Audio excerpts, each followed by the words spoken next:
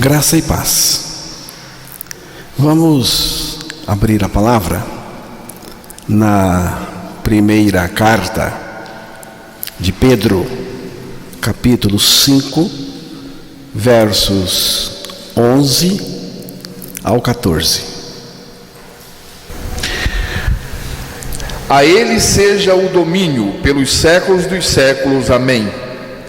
Por meio de Silvano, que para vós outros é fiel irmão, como também o considero, vos escrevo resumidamente, exortando e testificando de novo que esta é a genuína graça de Deus.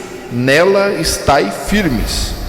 Aquela que se encontra em Babilônia, também eleita, vos saúda, como igualmente meu irmão Marcos. Saudai-vos uns aos outros com ósculos de amor. Paz a todos vós que vos achais em Cristo. Que Deus revele a sua palavra aos nossos corações. Nós estamos estudando, meditando, melhor dizendo, na carta de Pedro, na primeira carta de Pedro. Estamos lendo. A proposta é ler a palavra de Deus. Ler a palavra. Fazer leitura da palavra. Leituras dinâmicas. Só queremos ler a palavra e deixar que ela fale ao nosso coração e a todo aquele que ouvir esta palavra. Então a proposta é ler a palavra. É muito importante, irmãos. Por quê? Porque é a palavra que salva, é a palavra que opera, é a palavra que realiza. Deus fez tudo falando a sua palavra. Eu não tenho que defender a palavra, pelo contrário, a palavra não ficou para ser defendida por nós, ela ficou para ser anunciada, pregada por nós. É a palavra é o poder. Isaías 55, versículo 11. Assim será a palavra que sair da minha boca, não voltará para mim vazia, mas fará o que me apraz e prosperará naquilo para que a designei. Aí diz que a palavra de Deus, aquela palavra que sai da boca de Deus, o que Deus falou, não volta vazia. Ela prospera, ela opera, ela realiza aquilo que Deus quer realizar por meio da sua palavra. E em 1 Coríntios, capítulo 1, versículo 21, ali nós temos também o apóstolo Paulo falando do poder da palavra, da pregação.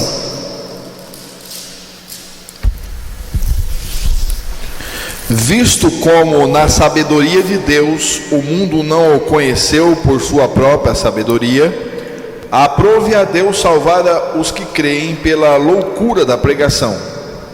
Aprove salvar pela loucura da pregação. É a pregação da palavra. Não é os nossos argumentos, opiniões, nada disso. É a pregação da palavra. O que é pregar a palavra? É falar a palavra de Deus, como Deus falou. sem alterar, sem diminuir. Anunciar a palavra de Deus. A palavra é o poder. É o poder. E Satanás, ele tem feito de tudo para impedir que a pessoa escute, ouça a palavra de Deus. Porque é a palavra que opera, que salva. E lá em Êxodo, capítulo 5, a partir do versículo 6 até o 9, vamos ouvir essa leitura. Naquele mesmo dia, pois, deu ordem Faraó aos superintendentes do povo e aos seus capatazes, dizendo: daqui em diante não torneis a dar palha ao povo para fazer tijolos, como antes. Antes mesmo que vão e ajuntem para si a palha. E exigireis deles a mesma conta de tijolos que antes faziam. Nada diminuireis dela. Estão ociosos e por isso clamam: vamos e sacrifiquemos ao nosso Deus. Agrave-se o serviço sobre esses homens, para que neles se apliquem e não deem ouvidos às palavras mentirosas. O que Faraó queria? Ele queria impedir que o povo ouvisse a palavra de Deus, a palavra que Moisés estava dizendo. Porque o que estava fazendo ali a revolução, operando, atuando ali, era a palavra de Deus. Deus opera por meio de sua palavra. E então você vê aí uma sutileza, um esquema bem diabólico de impedir que as pessoas ouçam a palavra. No caso aí, Faraó aumentou o serviço para que a pessoa não tivesse tempo de ouvir a palavra de Deus. Hoje é do mesmo jeito. Tem tanta coisa aí, divertimento, tanta coisa que é colocada aí justamente para impedir que a pessoa ouça a palavra de Deus. Ouvir a palavra é muito importante, e nós estamos aqui para falar a palavra, ler a palavra, para que as pessoas ouçam a palavra, e o resto é com Deus. Se Deus quiser operar, Ele vai operar. Se não quiser, é com Deus. Então, estamos estudando, meditando, lendo, fazendo leitura da carta de Pedro, da primeira. E chegamos ao final da carta. Ao final da carta. No próximo estudo, se for a vontade de Deus, se Deus quiser, nós já vamos começar a segunda carta do apóstolo Pedro. Então, chegamos ao final da carta. Depois de quase 5 capítulos, e diante de tudo que Deus revelou para o apóstolo Pedro, e diante do Deus da graça, você vê que na leitura que foi feita para nós ouvimos a expressão genuína graça de Deus, porque Pedro falou da graça de Deus o tempo todo. Então, irmãos, depois de quase 5 capítulos, e diante de tudo que Deus revelou para Pedro, diante do Deus de toda a graça, Pedro não se contém e profere um cântico de louvor, exaltação e adoração a esse Deus, que é o versículo 11. Você vai ler novamente. A ele seja o domínio pelos séculos dos séculos. Amém. A ele quem? Ao Deus de toda graça, seja o domínio pelos séculos dos séculos. Amém. Em seguida, Pedro menciona o nome de um irmão que também era o seu assistente. Versículo 12. Por meio de Silvano, que para vós outros é fiel irmão, como também o considero, vos escrevo resumidamente, exortando e testificando de novo que esta é a genuína graça de Deus, nela estai firmes. Parece que Silvano escreveu o que Pedro ditou para ele. Escreveu esta carta de Pedro, a primeira. Pedro ditou e ele escreveu, parece. E tudo indica que esse irmão foi também o mensageiro que entregou essa carta. No texto aí, Pedro também menciona o objetivo dessa carta, que nós meditamos nela já há um bom tempo. O objetivo. E qual é o objetivo da carta? Ele diz aí: vos escrevo resumidamente, exortando e testificando de novo, porque é sempre uma repetição, que esta é a genuína graça de Deus. Nela estejais firmes. No versículo 13, continuando: aquela que se encontra em Babilônia, também eleita, vos saúda, como igualmente meu filho Marcos. Interessante. Aquela que se encontra em Babilônia, eleita. Quem é essa eleita que se encontra em Babilônia? Aqui tem algumas interpretações que eu não vou entrar. Provavelmente essa eleita, a igreja, na localidade que ele chamou de Babilônia. E a localidade chamada de Babilônia também é incerta. É incerta. E não precisamos ficar esquentando a cabeça com isso. Quem é Babilônia aqui? Talvez, eu penso que seja, mas não tenho certeza, talvez Pedro esteja simbolicamente se referindo a Roma.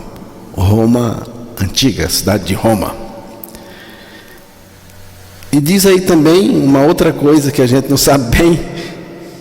Ele tem aí um irmão chamado Marcos, que ele chama de filho. Seria um filho biológico do apóstolo Pedro? Não sei. Um filho na fé? Seria Marcos, o autor do Evangelho? Provavelmente seja ele. Provavelmente. No versículo 14: saudai-vos uns aos outros com ósculo de amor. É o último versículo dessa carta.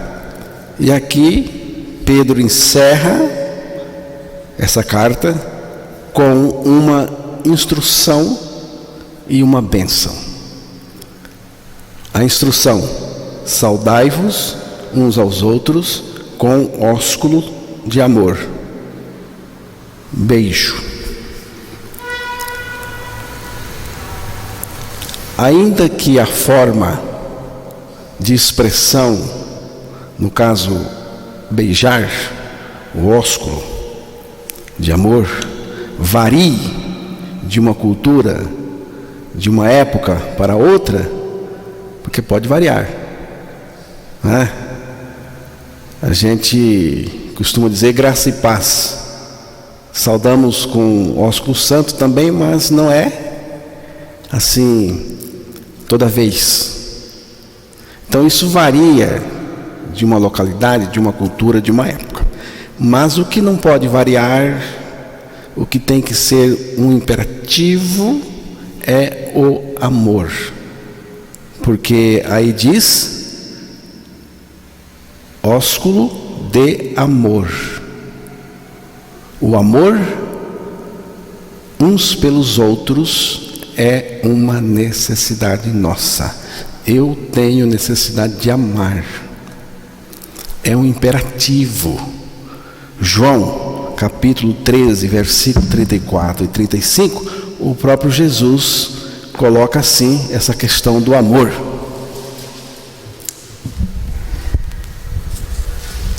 Novo mandamento vos dou, que vos ameis uns aos outros, assim como eu vos amei, que também vos ameis uns aos outros. Nisto conhecerão todos que sois meus discípulos, se tiverdes amor uns aos outros. Aí está. Como que nós vamos ser conhecidos? É pelo amor, com o qual nós amamos uns aos outros, que é o amor de Deus, que foi derramado pelo Espírito em nossos corações. A bênção.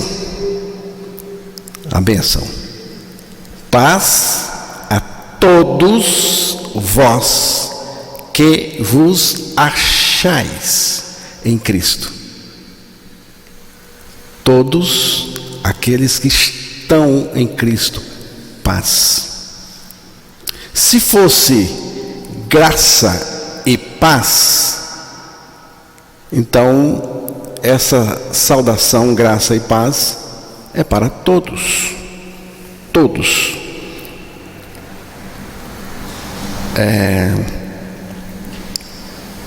Todos os homens. Tito 2:11.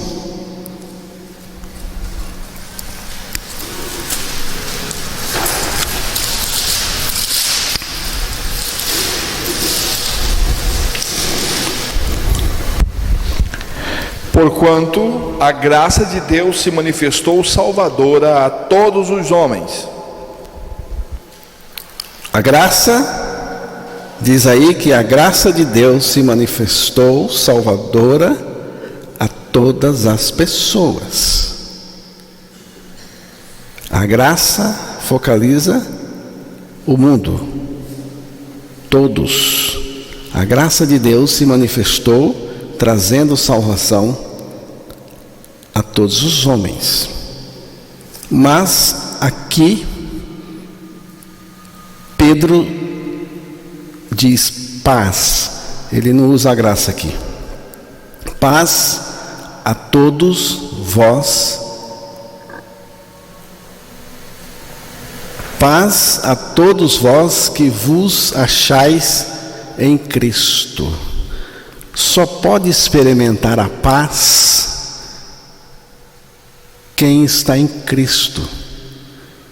E em Cristo experimentou sua morte, e em Cristo experimentou a sua ressurreição, e experimenta Cristo vivendo em seu interior. Essa pessoa experimenta paz. Paz. O ímpio não tem paz. Não tem paz. Só tem paz quem nasceu de novo, o regenerado, o Filho de Deus. A paz verdadeira. João capítulo 14, versículo 27.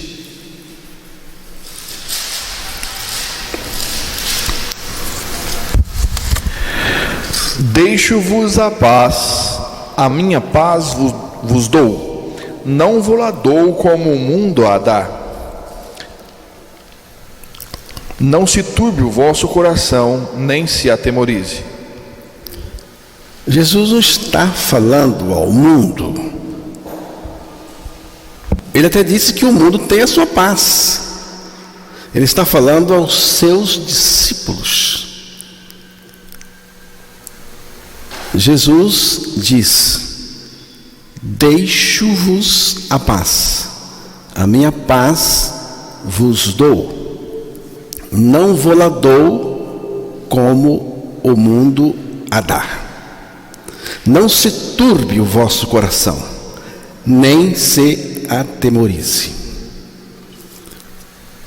Jesus fez diferença entre paz e paz. Uma é a paz de Cristo, que é Ele mesmo. A outra é a paz do mundo. A paz deste mundo tem a ver com conforto, com posses materiais, prosperidade, segurança, sucesso, carências afetivas satisfeitas, boas sensações e por aí vai. A paz de Deus, no entanto, não é assim. A paz que Jesus oferece é essencial ao coração do ser humano. Cristo nos dá a sua paz através da nossa morte e ressurreição com Ele, juntamente com Ele. A verdadeira paz resulta da nossa morte com Cristo na cruz e da sua presença viva no nosso interior pela nossa ressurreição juntamente com Ele.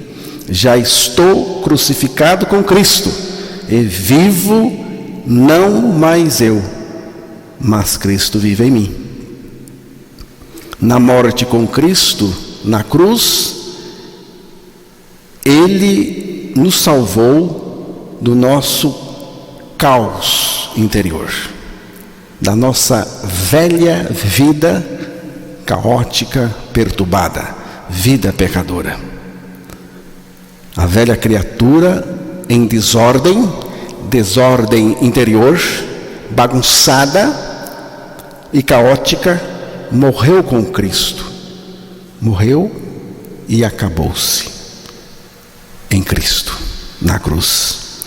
Mortos em Cristo, perdemos a nossa vida pecadora e pela nossa ressurreição com Ele, ganhamos a sua vida justa e santa. E muito mais nós ganhamos. Muito mais nós ganhamos, porque nós ganhamos o próprio Cristo, que passou a viver em nós, no nosso interior. Ele vive em nós a sua vida justa e santa. Então, agora é Cristo vivendo no nosso interior. Creia na palavra de Deus que afirma a sua morte e ressurreição em Cristo e terá o Filho de Deus vivendo no seu interior. Cristo é a nossa paz. Efésios, capítulo 2, verso 14.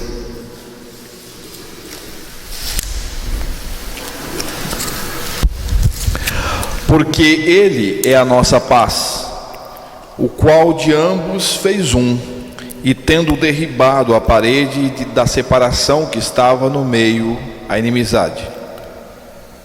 Cristo é a nossa paz.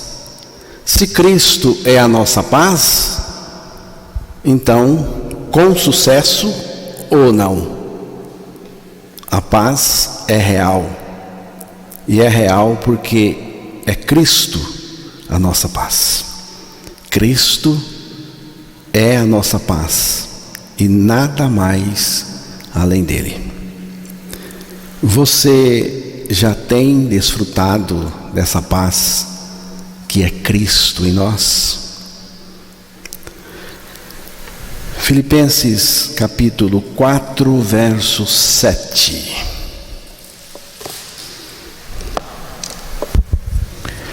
E a paz de Deus, que excede todo o entendimento, guardará o vosso coração e a vossa mente em Cristo Jesus.